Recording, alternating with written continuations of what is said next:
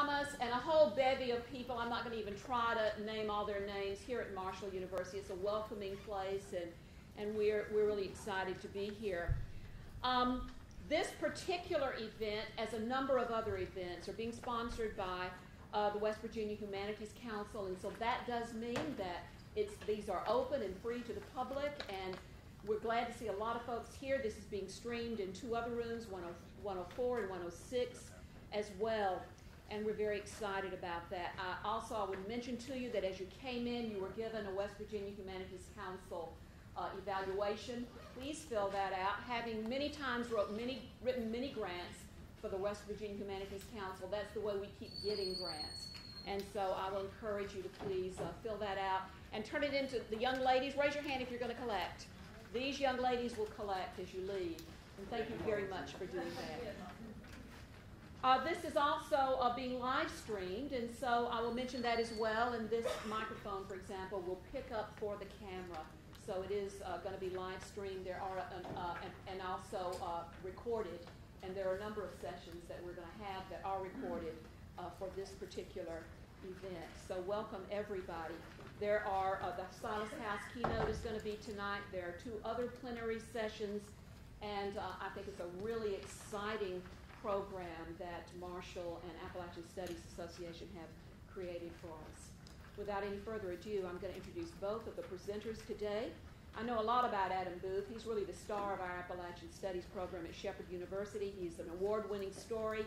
He's an adjunct professor at Shepherd in music and in Appalachian storytelling. Adam holds a MM degree from Case Western Reserve University in music history. He graduated magna cum laude. Booth is also an Appalachian dedicated to preserving storytelling traditions of the region. He's taught at the West Virginia Governor's Honors Program, the Governor's Honors Program School for the Humanities and Visual and Performing Arts in Virginia, the New Mexico Ghost Ranch.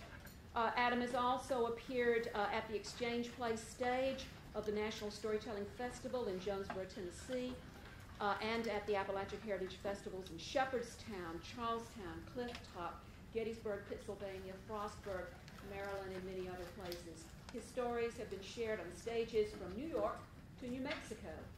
He is a winner of multiple storytelling competitions and has many, many awards, and he's presented at the National Storytelling Conference and has held workshops across the country. His colleague up here will be Becky Hill. Becky is a percussive dancer and square dance caller hailing from West Virginia. She is also an educator and community organizer. She coordinates the Mountain Dance Trail Project at Augusta Heritage and co-directs the Appalachian Spirit at Davis and Elkins College in Elkins, West Virginia. She's performed at the Newport Folk Festival, Wheatlands Music Festival, and many others. She is a Flatfoot dancer and competition winner and is currently finishing a documentary on traditional dance, Reel 'em On Boys, Reel 'em On. And she's working with Gary Milnes with this, and it is also sponsored by the Humanities Council. So join me in welcoming Adam and Becky, and we're in a virtual.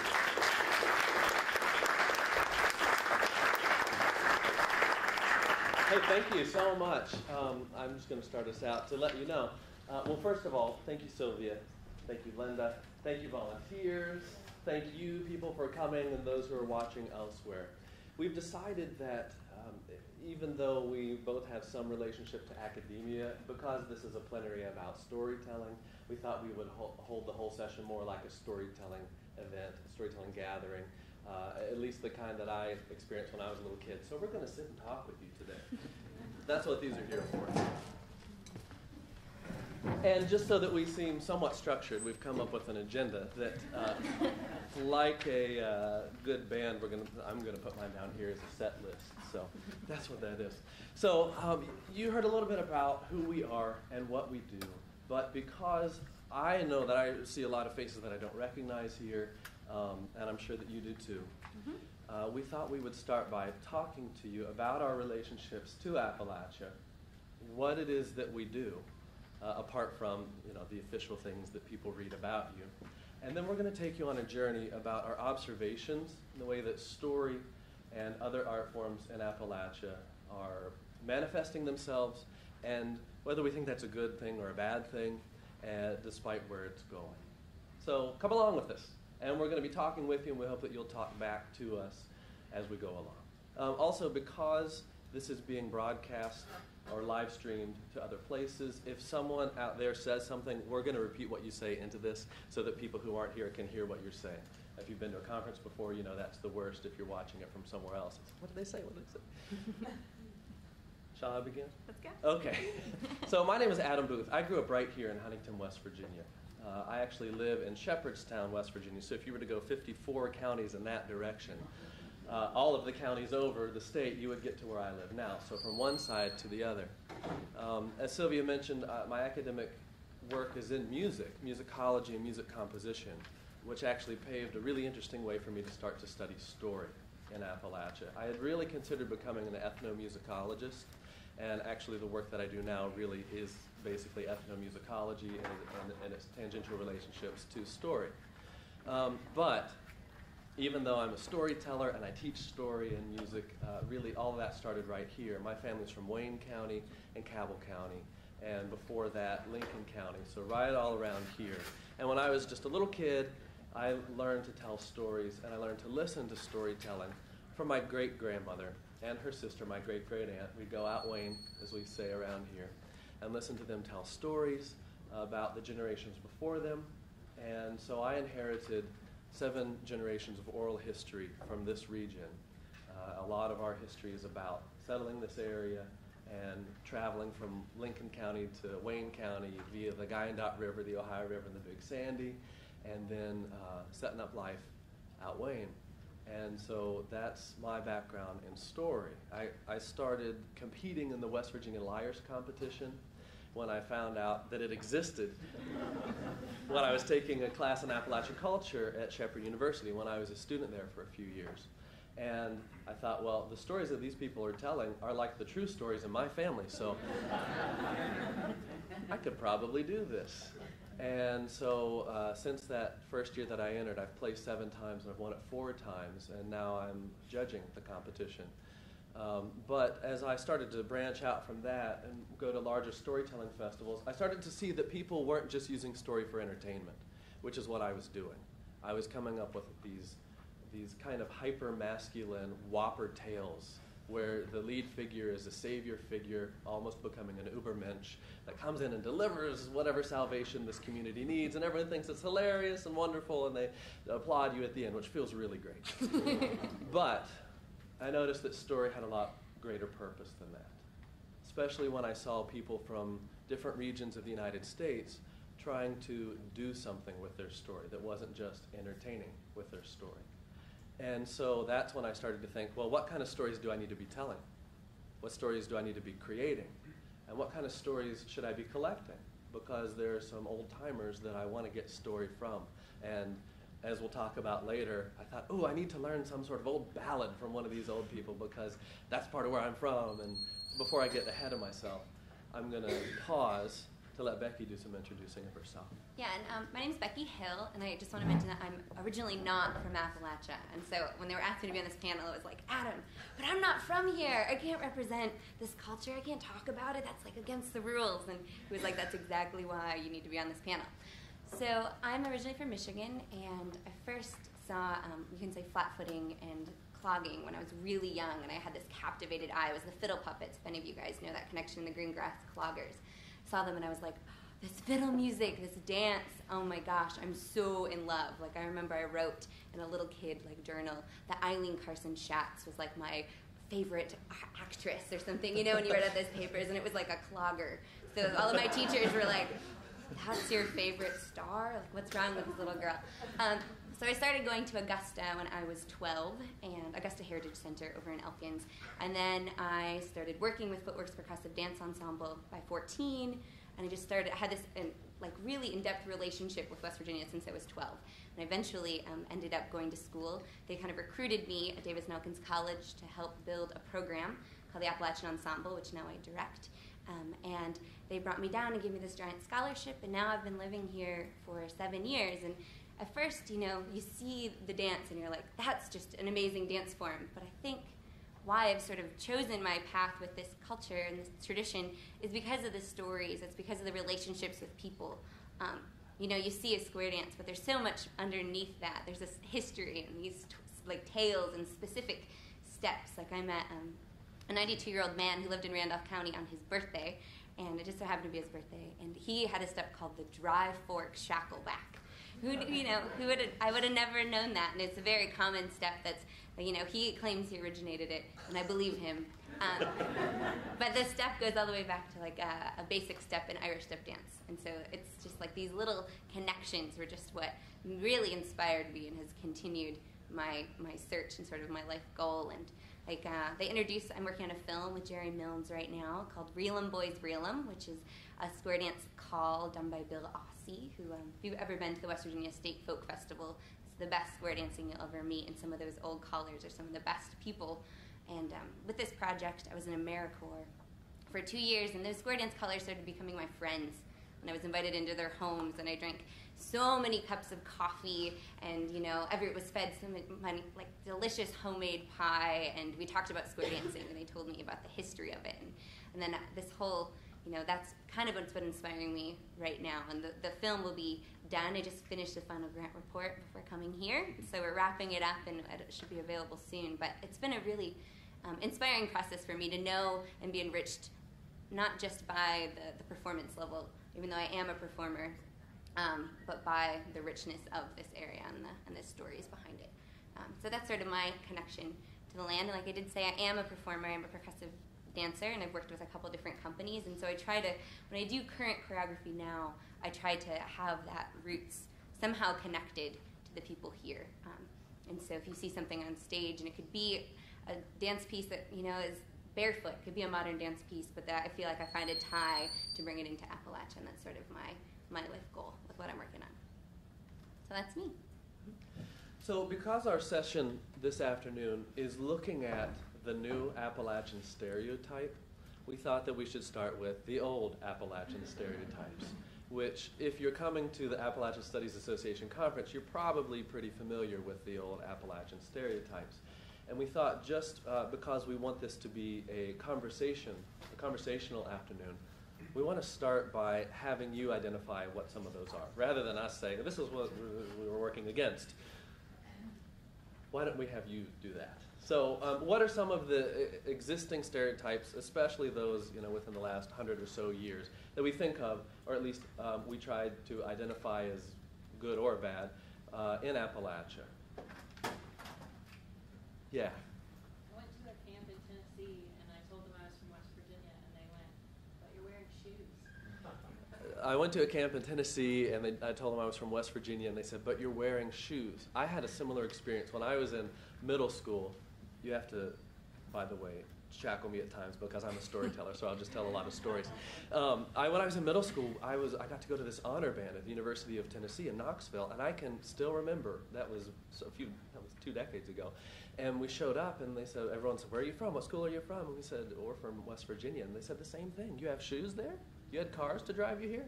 It's like, where did even middle schoolers in another Appalachian state get this idea about someone within their own region? Others. The shoe thing. Dave.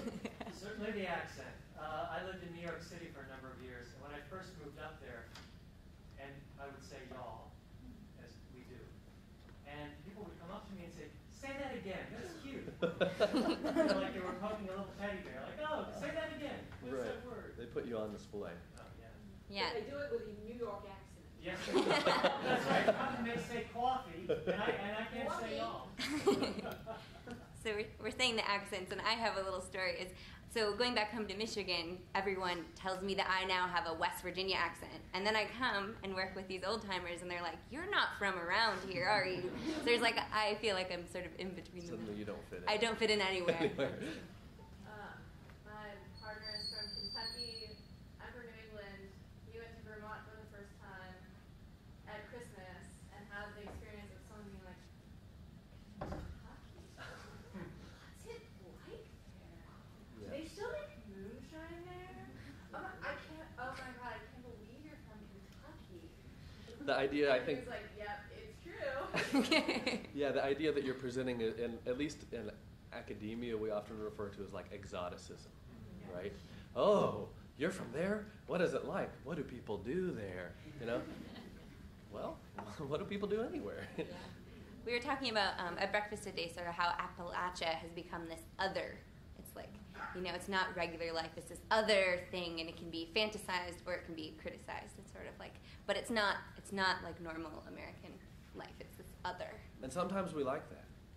Yeah. Yeah. Yes. Let me just mention my husband worked in the coal mines for 20 years, and there's a stereotype of perception that people work in the coal mines because they're not smart enough to do anything else.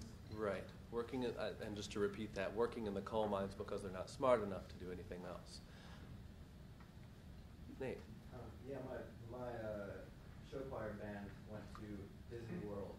I'm from here in Huntington, and this my fellow band member came back in like a big huff because somebody had approached us and like found out we were from West Virginia, and they were like, "I bet you have a fat guy named Bubba in your group." And my friend was mad not because it wasn't true, but because it was true.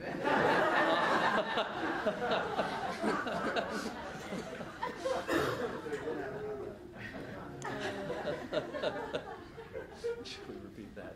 We'll just leave that. Okay. Yeah. A really sucky one is that people in Appalachia don't have teeth. No teeth. Yeah, that's one that I run up against a lot. People say, you're not. You don't sound like you're from Appalachia. You've got all your teeth, and nice teeth. They're good teeth. Well, my parents worked really hard so that I could go to the orthodontist, Yeah. And they came in, Yeah, that's a terrible stereotype, isn't it? Yeah. Just playing off of what he said earlier, like people work in coal mines because they're too dumb to do anything else. Well, whenever I talk to people from other states, like whenever I was at South Carolina, I wasn't that old. I was like 10 or 11. I was talking to this girl, and she's like, I told her where I was from, and she's like, "You're from West Virginia, but you're so smart." I was like, "Excuse you?" I was like, I had straight A's in school, like just because I'm from West Virginia doesn't mean I'm dumb. Right. How could you be intelligent from that area? Yeah. And then to carry on with that, it's the old deliverance thing that we're all inbred. Yeah, that we're inbred. And there are two hands in the back. Why don't we take the last two hands and okay. then, just for the sake of time, we'll go on. You don't sound like you're from there. In other words, you don't have an accent. Right. If you're from there without the accent, well, how can you possibly be part of that region, right? Again, where do I belong? Yeah. And there was another hand kind of in the middle. Yes. I grew up in Michigan also, but lived in West Virginia 15 years and live in the Midwest now. And one of the biggest stereotypes is there is no West Virginia. Yeah. It's true. It's so true. Most people ask me, "Oh, so you're living in Virginia?" I'm like, "No, West Virginia," and it's just constantly this battle. Right. I've been to Richmond. Yeah. Nope. No. That's a great. I have too. Yeah. Well, so if we could maybe distill some of the comments. First of all, it's kind of great to be with other people that we could have a little bit of a therapy session. But also, let's distill these down to some main topics so that we can use those kind of as basis to move forward. There's the idea that people from Appalachia are unintelligent, that we don't have teeth or good health. That we're uneducated. That we are uneducated. That we are of a social class that's lower than everybody else, and that certain choices that we make are maybe out of necessity rather than by choice, or that there's no way to get out of where we happen to be. What? Okay, she's agreeing. And that we are backwoodsy, inbred, hicks, hillbillies, some terms that some people have reclaimed for positive use. Well, we think it's important to look at the older, I don't want to say traditional stereotype because I don't want to accept it that way, the older stereotypes externally and internally. the way that people from outside of Appalachia view Appalachians, but also the way that people from inside of Appalachia view Appalachians. And not a lot of these actually came up in our open forum just a few minutes ago. That we are very hardworking, that we are very independently and fiercely independently motivated in our ways. And self-sufficient. Often very self-sufficient. That we're hard scrabble sometimes, but that's not necessarily a negative thing.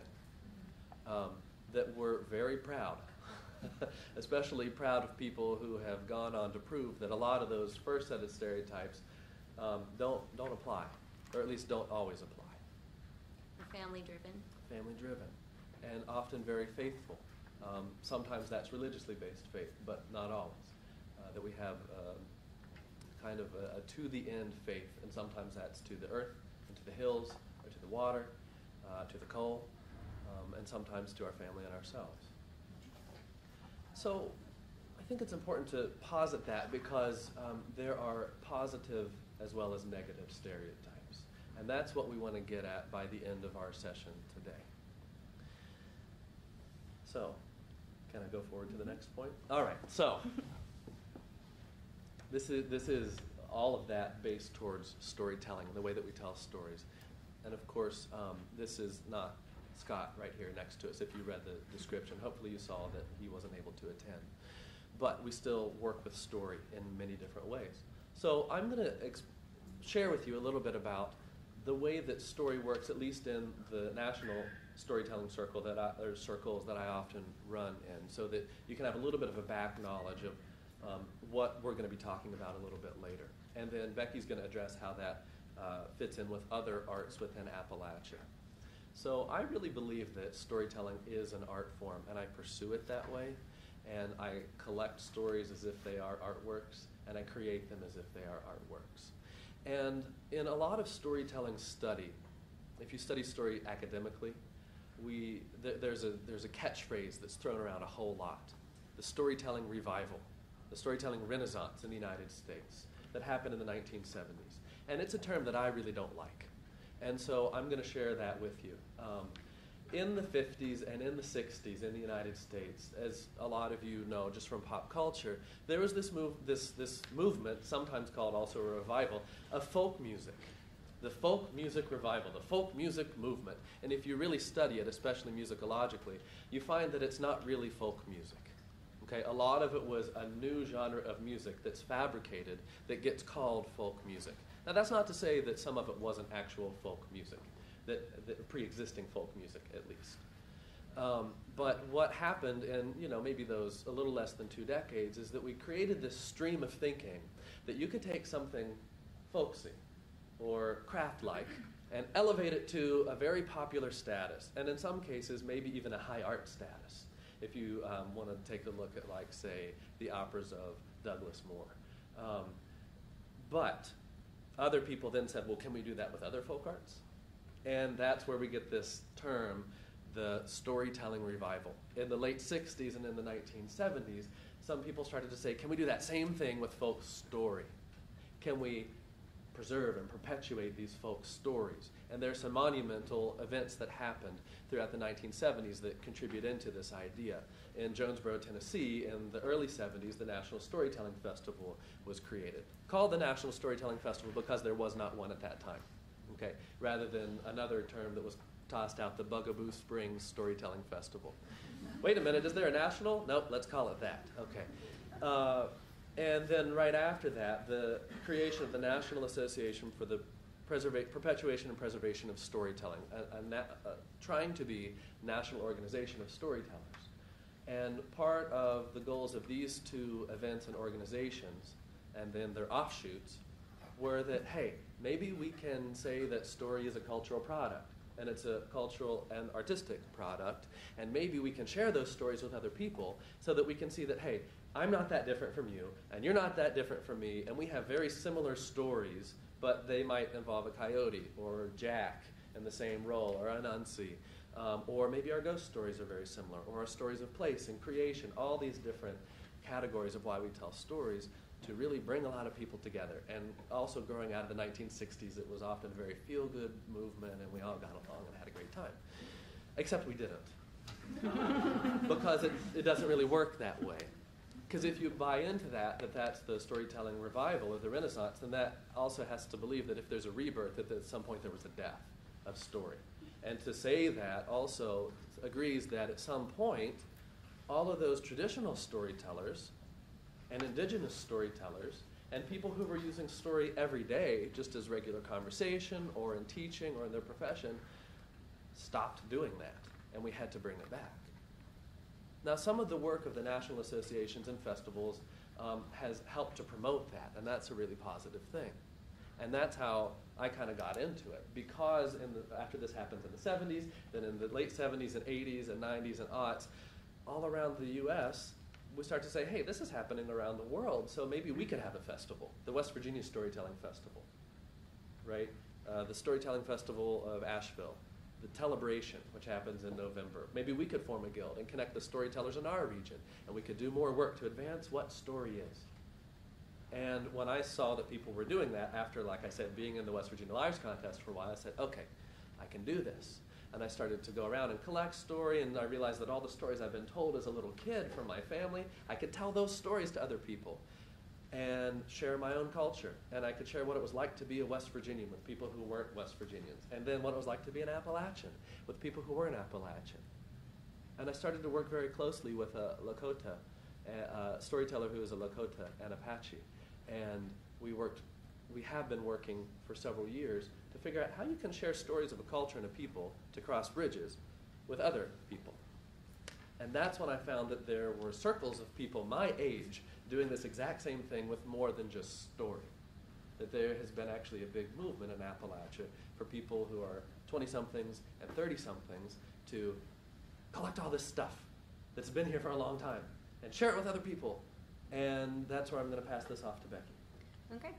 Yeah, and I was going to say, I have, like, similar to this sort of, like, folk revitalized period, like, that's where I saw the green grass cloggers and the fiddle puppets in that revitalized period. But what they were doing were sort of making up their own steps and sort of standardizing the basic clogging step. And they took Robert Dotson's one step that Robert Dotson does. He's a flat footer in North Carolina.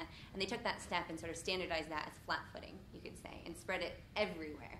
But what we weren't noticing was that there were the flat footers and little communities throughout the region that were just doing their steps in their homes with their communities, and it never really died. It's the same sort of thing. It never really went away. And like working with the Mountain Dance Trail project that I run with Augusta, we just noticed that West Virginia still had all these tiny little communities, and they needed to be encouraged. They were still there and they were still existing. We didn't come in and start any new square dances. We just helped them find a platform and for their square dances to get out to the broader public. They weren't in newspapers, they didn't have a website, they weren't up in like brochures. There's no way for each individual community to know that the neighboring community had this tradition.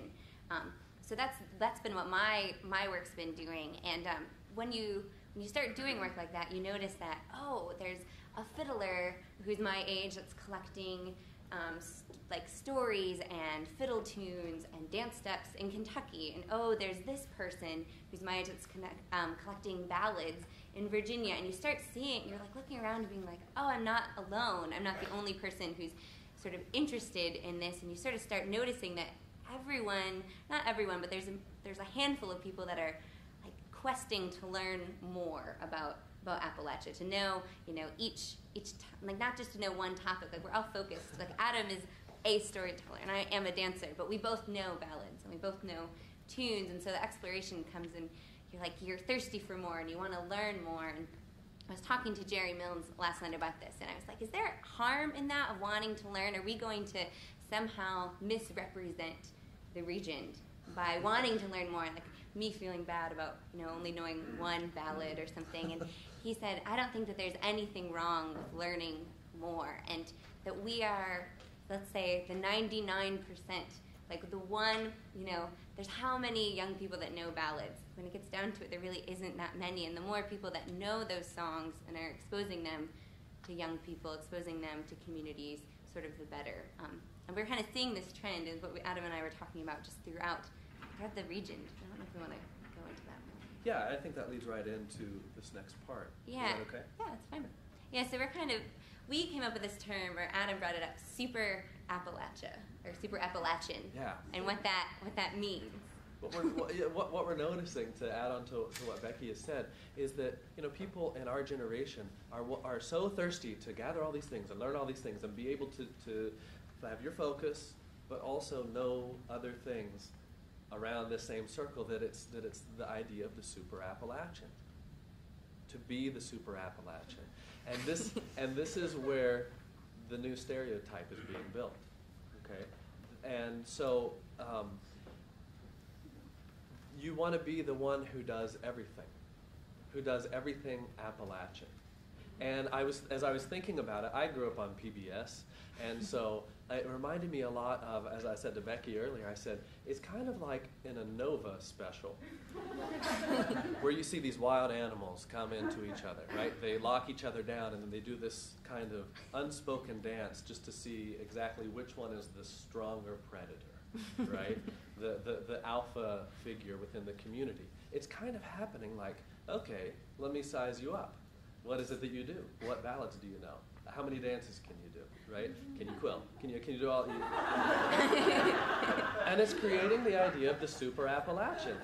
It's a stereotype, and we're falling into it, because as we've been talking about, it's like we know so many people who are like this in our circles and in our age bracket, and some of us are like, if you go into like a subatomic level, we're like the little particles that shoot off and bump into each other and say, oh, your circle is doing this too. Better run back and tell my circle what they're doing.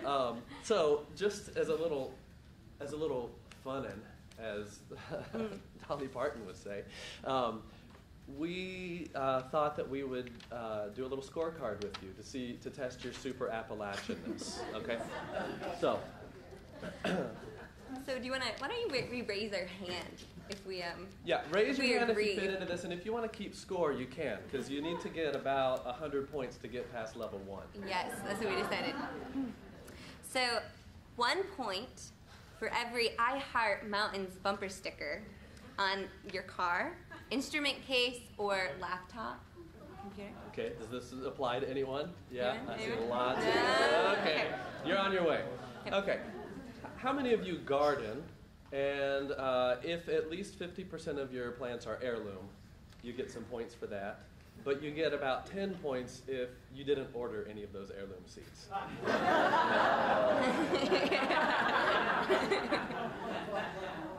Any of you fit into that?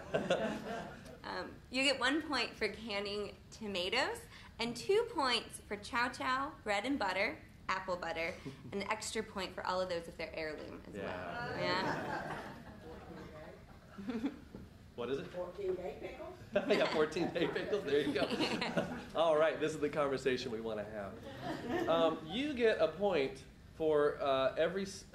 okay, in your ability to identify how ginseng looks in every year of its growth, you get a point for every year. Okay? Yeah.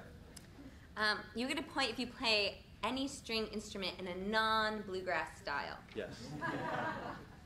1 point per instrument?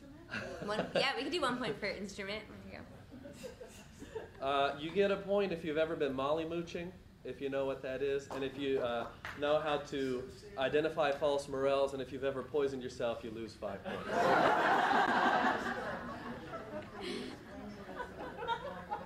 Molly mooching is like kind of a colloquialism for going out and getting morel mushrooms. Yeah. There are other slang terms for it, but they're not appropriate for this conference. You get 5 points if you successfully execute a right-hand star without screwing up the timing of your square dance. I said to Becky, I love to square dance, and this fits into the stereotype, but I do a lot more contra dancing than I do square dancing. Based upon where I live, we have a lot of contra dances. I'm losing my street cred over here. But some of the folks who go there, man, they get mad if you screw up that right-hand star. You get a point for every grandfather tale that you know by heart, and every jack tale that you know by heart. So you get 10 points if you know 10 verses of the ballad Barbie Allen. You get 20 points if you know 20 verses. And you get 30 points if you know 30 verses of Barbertown. If you have ever won a competition at Galax, Clifftop, Vandalia, the West Virginia Folk Festival, or Moorhead, you get 10 points. Oh, if you get, let's say, 5 points if your Saturday, if an ideal Saturday night involves a potluck, fiddle tunes, whiskey, and a house square dance. You get 5 points if you've ever made a wimmy diddle, and you get an extra 5 points if you know what that is. You got it? Or do I need? Okay. Okay, and regardless of religious upbringing, let's say you get a point for each if you've ever celebrated any of the following holidays: Fastnacht, Old Christmas, Belsnickeling, May Day, or Equinox. Yes. And we'll conclude with this one. If you know how to piece and finish by hand, you get 10 points. All right. So that's level 1. You know, that's like your entry if you can do all these things. If you passed, we'll take you on to the upper levels. Okay, so now here's the thing, that this new stereotype is an invented reality. If you really are into Appalachian studies, and if you've really done any of the collecting or sitting with old-timers, or just do your own empirical research, you realize that people like this never really existed. Right? This is something that we're creating. And there are a lot of reasons for that. And there are a lot of dangers with that, but also a lot of ways to celebrate it. We were talking that in the work that we've done, especially in collecting from older people, that no one ever, we don't seek one guru out to learn everything from. I said to Becky that it reminded me a whole lot of Lois Lowry's book, The Giver, if anybody's ever read The Giver. In this futuristic, seemingly utopian society, everyone becomes the same. And it's great because they can all exist together. And one person is chosen to receive all the knowledge that all of society had before sameness happened. And that is passed down from a giver to a receiver over the generations. And it focuses on that particular receiver of the information. And it's almost like we're making that real. Like we're trying to collect all of this knowledge and have it all in one person and share that with other people. And as we found, people weren't like that. Each community might have had someone who knew how to do a few things, But if you talk with the old folks, they would say, oh, well, so-and-so is really the one who knew how to bake, especially pies that weren't apple. So-and-so was the one who was the real dancer in the family. So-and-so was the fiddler up the road. Yeah, he would bring his fiddle and play. Yeah, so-and-so brought their guitar. It was very much like one person spent the time and the energy to focus and really know that art form and really know everything about that art form. And that's, one thing that we've been talking about. We're fearing that, I can know a handful of ballads, but I can't know that complete art form to its full potential. There's just so much out there.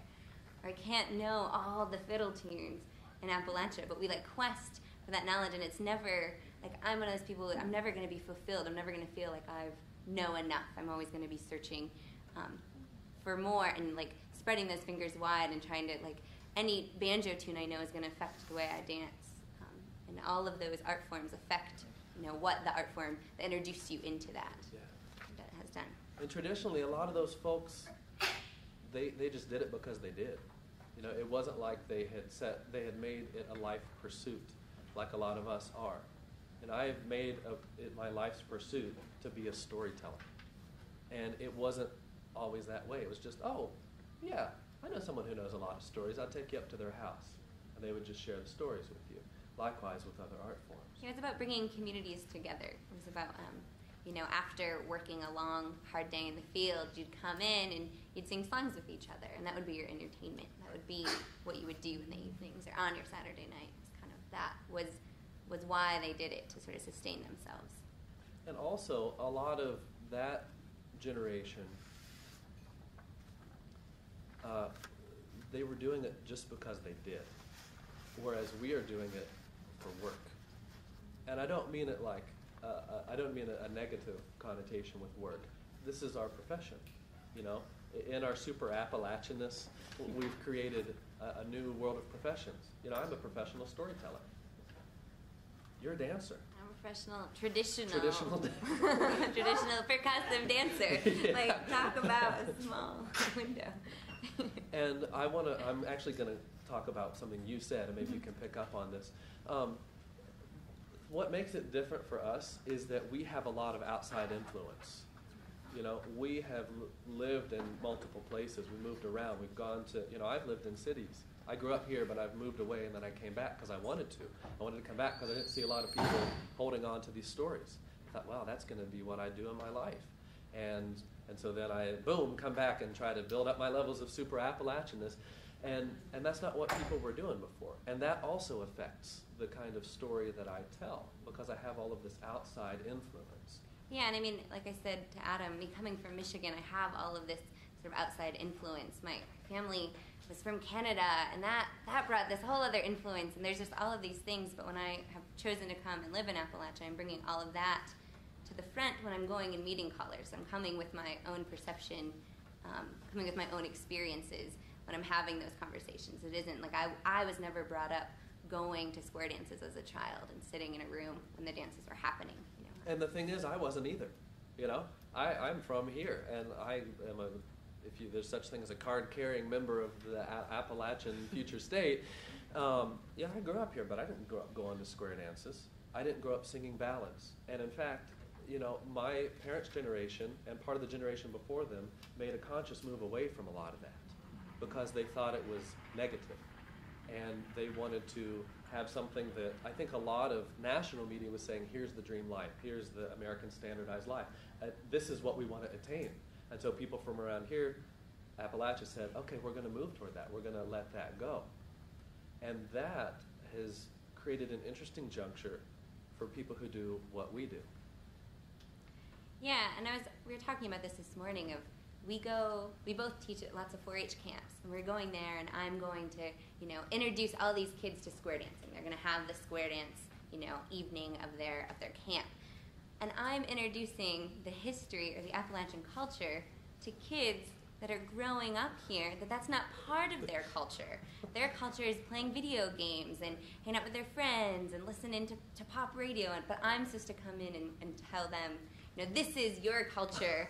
This girl from Michigan is supposed to be like, this is you know, West Virginia culture. But is it? You know, is that the culture here now? You know, we're trying to preserve that. But if these kids are growing up in their own track, you know. Mm-hmm.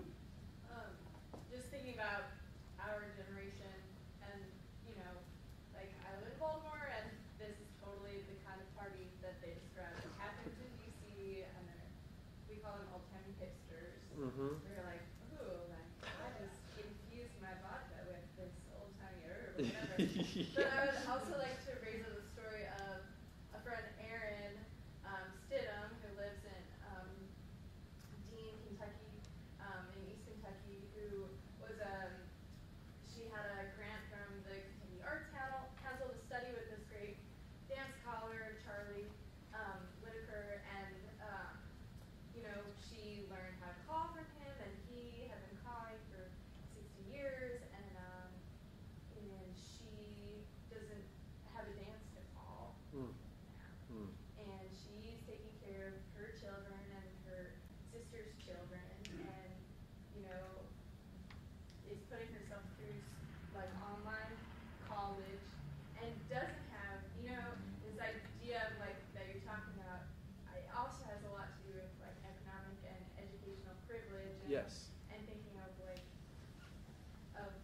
who has access to being that, or to even like have a community of other, like Erin doesn't know that like so many other young people who are like, whoa, you call square dances? That's so rad. Like she just doesn't have people her age in her community are not saying that to her. Yeah. So, you know, I don't know, it's crazy. Which for maybe one of the points of our discussion today might be good that she's the outsider, you know.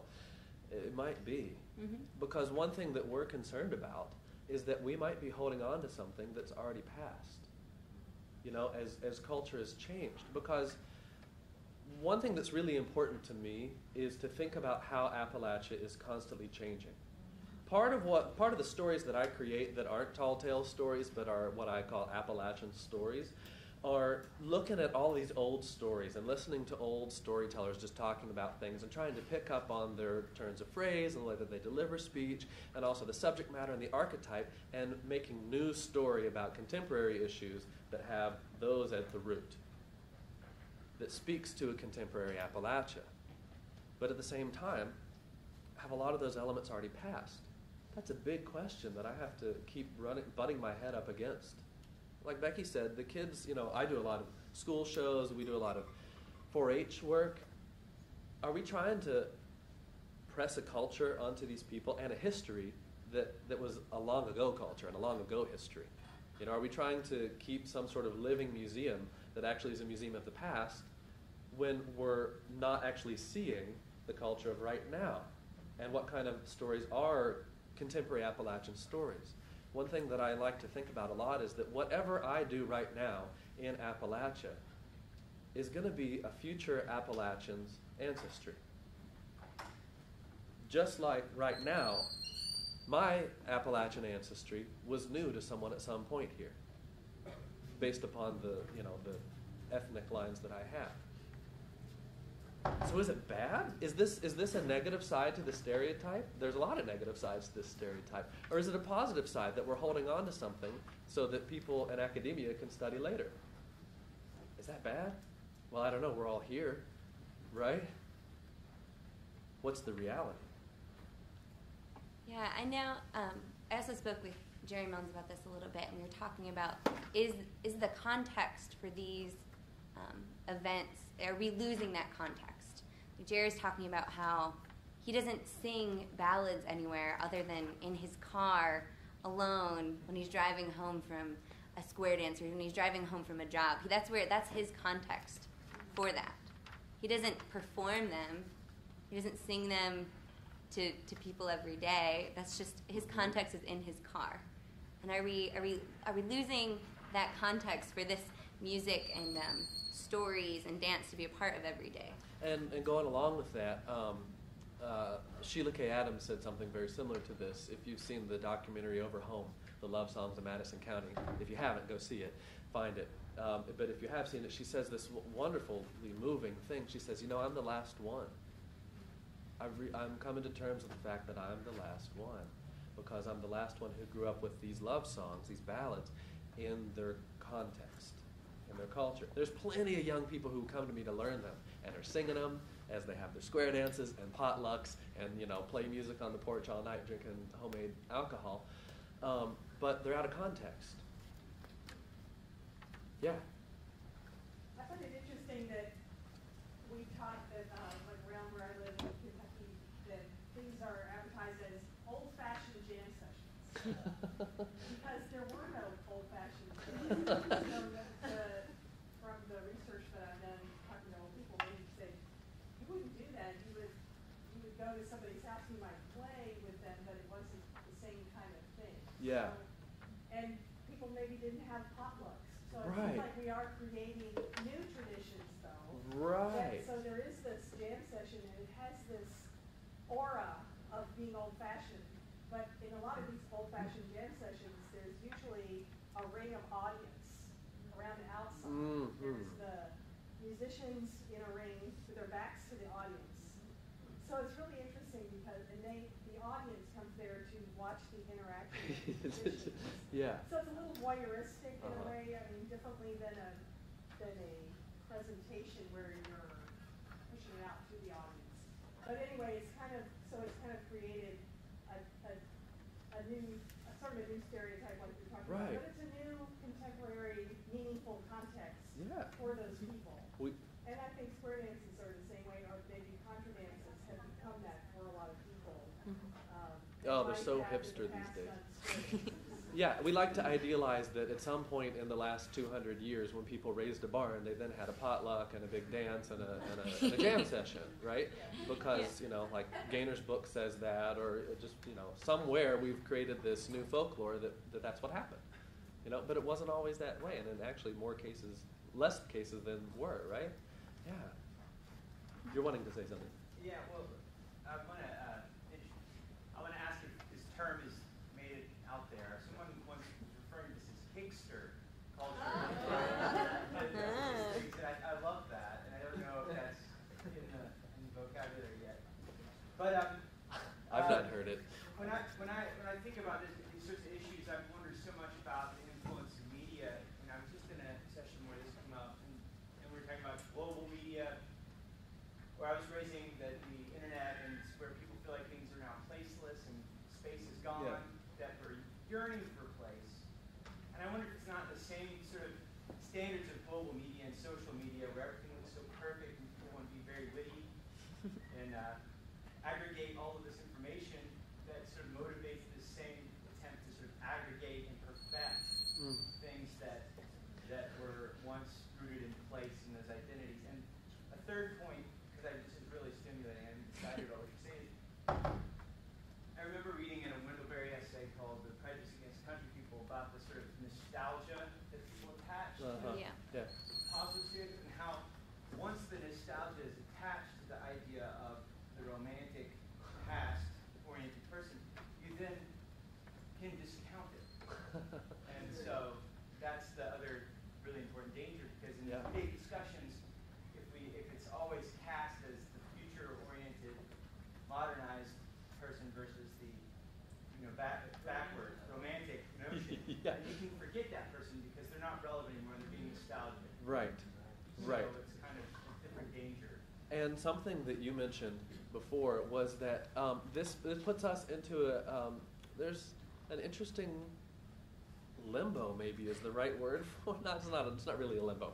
But we're, as creatives, you know, we are somewhat academic, we are somewhat creative, we are somewhat performance-oriented. You know, we have all these different monikers, but we're in this tough place because of that exact idea. If we try to do something that is contemporarily influenced or influenced by the outside, it's easy to be discredited by the old-timers that we want to gain the trust from, that we're going to be preserving and perpetuating these old ways. But at the same time, does that pigeonhole us? That we then can't do new work that is creative and looking at what the new Appalachia is, or the new Appalachian identity,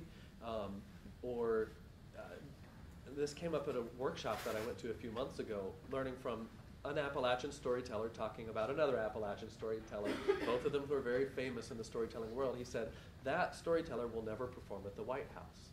We said, why? And he said he's built up this idea of what an Appalachian storyteller is, and he never dresses up. He always wears a ball cap and a t-shirt and jeans. And because of that, everyone knows him as that. That's the idea that that he's built up for himself. And people love it. But it also builds up a boundary. That there are certain places that you then can't go. So we have to we are thinking about that. Yeah, it's, like, I feel like I was kind of, the folklorist was just kind of put on me. It was like, oh, Becky Hill, she's going to be the next Jerry Milnes. And everyone says that, who's connected with Augusta, just because I've been curious about learning stories. They're like, she's going to be the next folklorist for Augusta Heritage Center. And sometimes it feels really limiting. It's like people are deciding where I should go. So if I do go in this other direction, if I do go and create choreography that doesn't have, tap shoes on, that's this weird modern dance piece, all these people are going to be like, what is that? What is she doing? That's not like that. What has she done? She's changed everything. She's just forgotten everything that kind of built her. And so it's definitely puts us both in sort of this like tough situation, And as artists, it's hard. It's like I know I'm going to always be influenced by these traditions and what I've learned, but it necessarily doesn't mean that I'm always going to portray that authentically. And to, old-timers, that's sometimes an issue. And I love the traditional stories and their environment.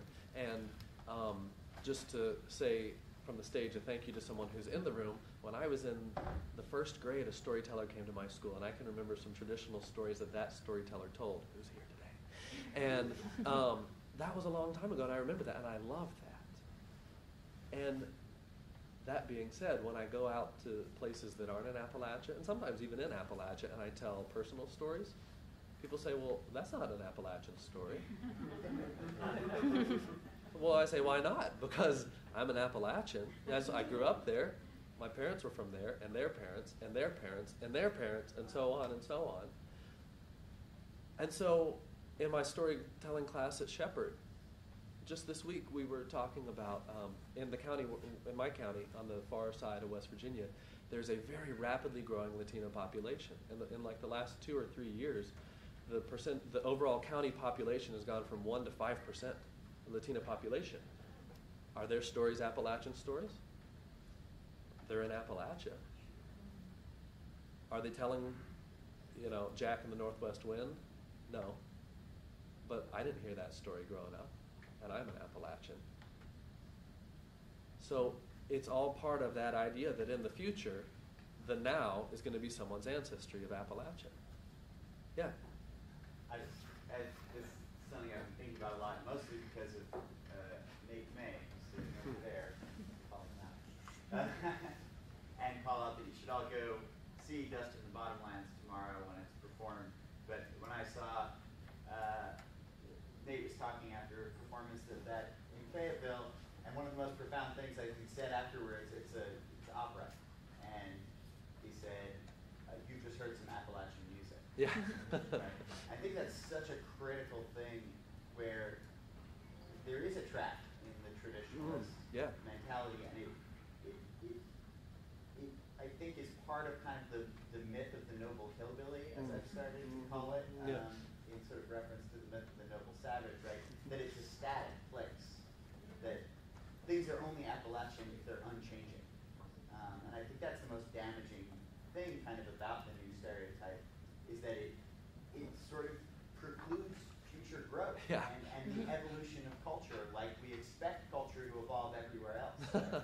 And so I think that's such a critical thing, and to own the label of Appalachian music and culture for stuff that's coming out of the experience of being here. Now, I mean, sure, you can be from Appalachia and make like new jazz, and it might not be Appalachian, right? Because it's not necessarily coming out of the experience of the place in a very immediate way. But I think it's so critical to push the boundaries of what gets defined as Appalachian culture, to be anything that emerges from the experience of Appalachian people. And it's critical to identify that change is always happening. That part of this stereotype is that, we want to avoid the old stereotypes and preserve and perpetuate, and at the same time, are we static? Are the people going to have to come forth and do the same thing with us in the future?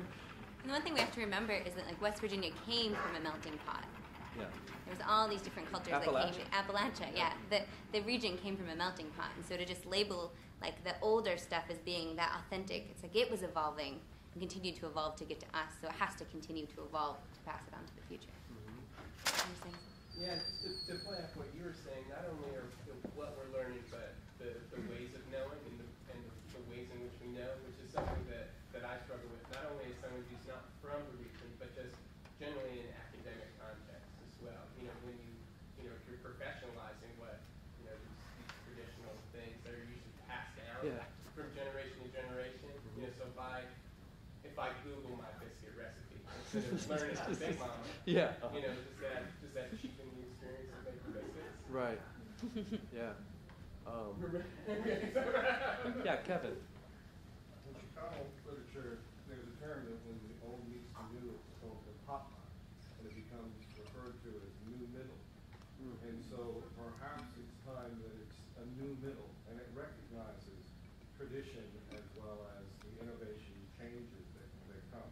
Now, saying all that, when I was at Kent State University, and Alan, you know some of my story, but was a week-long conference on storytelling, and I fell in love. And one of the tellers was Rebecca Hill, an Appalachian clog dancer, which was interesting, so I wonder. But I fell in love with the idea. I'm 18 years old. I had a whole thing of storytelling. And then when that conference went away, I couldn't find it. I couldn't find storytelling for a year. Sometimes storytellers are people, culture bearers don't look behind and say, youth, I know you've got a different pulse. I know you've got a different verse. I know you've got something different. But let me show you the old ways to meet the new ways. Instead, they say, no, old ways. That's the only way you get in. Yeah. All right? So maybe the Nupatla needs to form or be recognized. Would you say the word one more time? Nupatla. Napatla. Napatla. Napatla. And it's a Chicano term? Thank you. I think what you guys are talking about is really powerful too in pushing against the idea of a stereotype. Because kind of what I've been hearing you say is that like there wasn't the super Appalachian, like there wasn't, everybody didn't know everything. And when you guys are doing these new things and learning these new ways, that it pushes against the idea of like people used to be like this. You can say no, they didn't used to be like this. Like this, some people knew something. I'm making new things, and it pushes against the idea, I think, of a centralized Appalachia.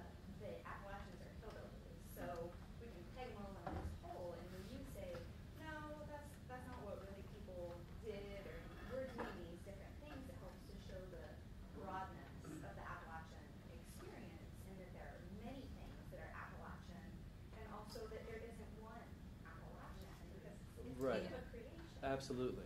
Yeah, it really is. Is there someone in the back? We had built into the end of our discussion today, the last 10 or 15 minutes, actually an open session for questions. So I'm glad that you're all That just- speaking yeah. up. Yeah. So are there questions about what we've said so far? Yeah.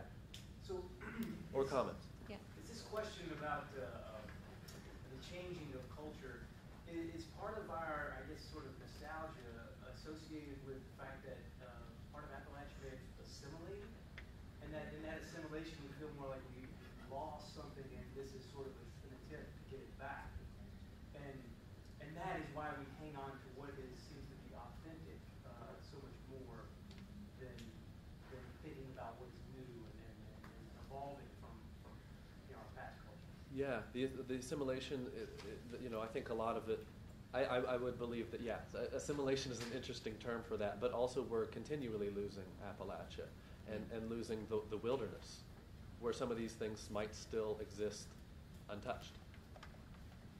What if Appalachian in a few years is only to be found in the performance, in our classrooms, and in a long-term memory? What if we only eventually come in contact with Appalachian through books and books alone? It is a scary thought. It certainly is.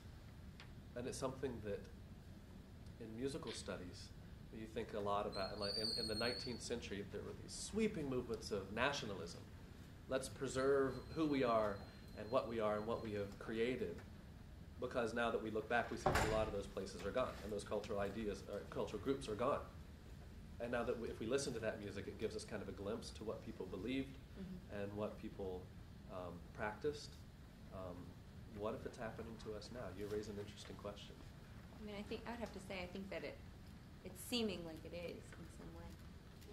Yeah. My mother was born and raised in the mountains of Toccoa, Georgia, and it was just so beautiful and country then. And before she died, we were driving up from North Georgia to here, taking the mountain route, and the mountaintops are all filled with beautiful pines, and everybody's trying to find Appalachia. And I think when they find it, it will be there. Yeah. Oh, sorry. Yeah. She's in charge. I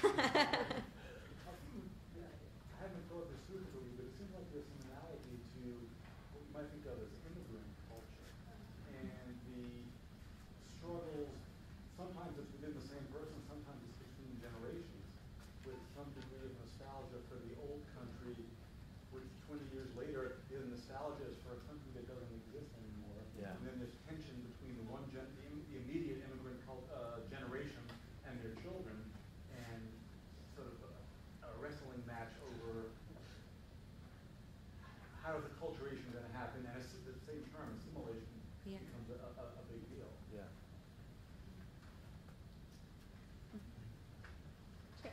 Yes, I was thinking about nostalgia in terms of what we do now being the past of our ancestors, and I'm just wondering if nostalgia might actually be an important part of our past as well, and if our ancestors actually had nostalgia, and that our nostalgia is just part of that tradition. Yeah.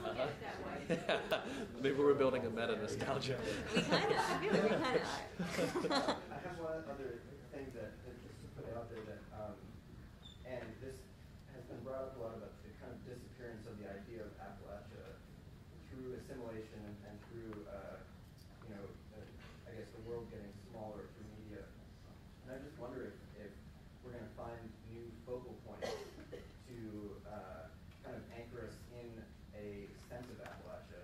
And there are certain things that I think we can't escape from living here, and those are like things like mountains and like the water that we drink, and even like radio stations. Like there are common experiences that we can't escape by being physical beings, and I just wonder if those focal points are enough to sustain us as an Appalachia. Yeah, and I wonder about that too. I didn't say this to you yet, but I often think like, are these people who, we've created the super Appalachian term. This isn't something that's out there, but if you want to start saying it, please do. The people who are doing this, I wonder if it's kind of like going along with what you're saying. Is it like a Close Encounters of the Third Kind, where we're making the new River Gorge Bridge out of our mashed potatoes at dinner, and we suddenly realize we have this calling, and one by one people from all over are being called so that they can have some sort of future, so that it can have some sort of future, right? That they're like the unknown chosen ones are being put out there to collect. But again, it raises all the other questions. Should we be doing it? Is it a past? Is it a negative stereotype? Is it positive? What are the realities? I was one of those kids when you're talking about before you camp and sitting there loving Virginia, slogans playing Nintendo. And I didn't really know about Appalachia growing up. I'm from Charleston. That's a whole different type of Appalachia. It's not Davidson, it's not playing mandolin, it's not storytelling. It's in Charleston. And it's weird because I didn't really embrace Appalachia until I moved away. And then when you're confronted with the stereotypes, you're like, well, what's good about where I'm from? Yeah. And then like the saying about the positive stereotypes, you start embracing the positive stereotypes. You start, carrying the red bandana with you. Do you know about the minor smart? Yeah. And all that stuff. And it's like you start embracing this history you didn't know when you were growing up. And you start embracing this identity. And like it's weird because like why West Virginia isn't the mine wars, isn't something that's Tudor's biscuit. Right. That's pretty valid, isn't it? Yeah, it is. It is. Well, and that's part of foodways, of a contemporary Appalachia. Yeah. Well, I was going to say, working at Augusta Heritage Center, I always find it really interesting. What opened me to this concept that you're talking about is we have a Cajun week, and every year, all these young scholarship students come all the way from Louisiana up to West Virginia to learn Cajun music.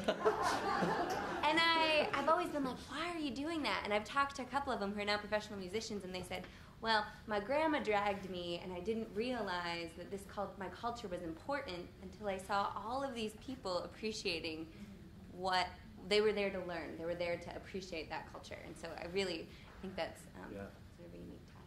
Yeah. Mm-hmm. Can you say a little bit more about what you glancingly said about losing the wilderness and how that impacts what we're trying to hang on to? Yeah. Because the question in my head is, so many of our places, our important places, are disappearing. Yeah. Through mountaintop removal coal mining, or through development, quote unquote, of whatever means is going on, housing development, whatever. So loss of place, soul nostalgia, how does that play into trying to cling to the cultural? Well, specifically what I was referencing was MTR, mountaintop removal, hydraulic fracturing, and also I'm not going to name a specific company, but hyper development for housing. which is in the Panhandle where I live, the Eastern Panhandle. That's a big issue because we come from I live in a area that historically is an area for orchards and farming, and almost all that is gone now. And so that these at least the first two. I'll say something, but maybe if you want to add in. At least the first two are, and I think that we're in good company here, irreversibly detrimental. And it's getting to the point where as hard as people are trying to continue to live in areas, it's going to get to a point where they can't, because there's no way to survive there. And so that's what I guess I kind of glanced over without getting too political, but I glanced over that. That's what I meant when there might be some of the wild traditional still out there that we don't know about, that we might not ever collect or know about or be able to understand, simply because it's being destroyed. I wanted to add to that, if you look at the names of fiddle tunes or the origins of them, so many of those are associated with place. How many fiddle tunes are about the Cheat River? How many fiddle tunes are about the Kanawha? And it's constantly connected to the place. And so what happens? Those tunes may still be existing, but will that place still be there? Will people understand what inspired that music to happen? We're almost at the end of our time, so maybe one or two. It's up to you. Okay. Sure. I think, I'm not quite sure how I'm going to pull all this together, but I was really interested in what you were saying about nostalgia sort of being an inherent part of cultural inheritance, and this idea of the Super Appalachian as an aggregate of different folkways, foodways and music and all those other things, sort of making contemporary Appalachian people, particularly those invested in historical models of Appalachianness, almost becoming museums in themselves, these little museums. And I think there's a really interesting term, a chronotope, which, for those who aren't familiar, comes from a Russian literary theorist in the 1980s, but means encountering a piece of art or a piece of culture that brings the viewer or the reader to a time and place that is so strongly associated with the artwork or the object that it creates almost this physical space and this living museum of shared experience among the readers or the listeners or the eaters of these foods. And that's something I've sort of been playing around with a lot. It's really fascinating to be here and talk about this because I recently moved to Appalachia and have a background in Yiddish studies. Yeah. And the same thing is happening. Young Jews are learning Yiddish and trying to recreate the shtetl that doesn't exist. Right. Yeah. And it's this sort of crazy thing where all these, especially on the internet, where a lot of this scholarship is happening and arts are being shared, kind of this colonization of subaltern, or this sort of colonization of places that were historically occupied by the other, given voice. I don't think the internet is a viable museum because none of us can really live there. But it's certainly an overlay on reality, and I think there's something to that in the way spaces are being created online because so many people know that they can't physically be lived in anymore, as you're saying. I see Sylvia moving, and so I think that means that we need to conclude, but can I speak for the both of us to say that it's great to have so many people here listening, actively engaged, and sharing and contributing. I think this is a conversation that's going to continue, and feel free to come and talk to us, and also email us, find us on the internet, talk to us while we're here, and so on. And please fill out the West Virginia Humanities Council surveys. I know how important those are. So. And the reception is at 5 o'clock. Let's give a big round of applause.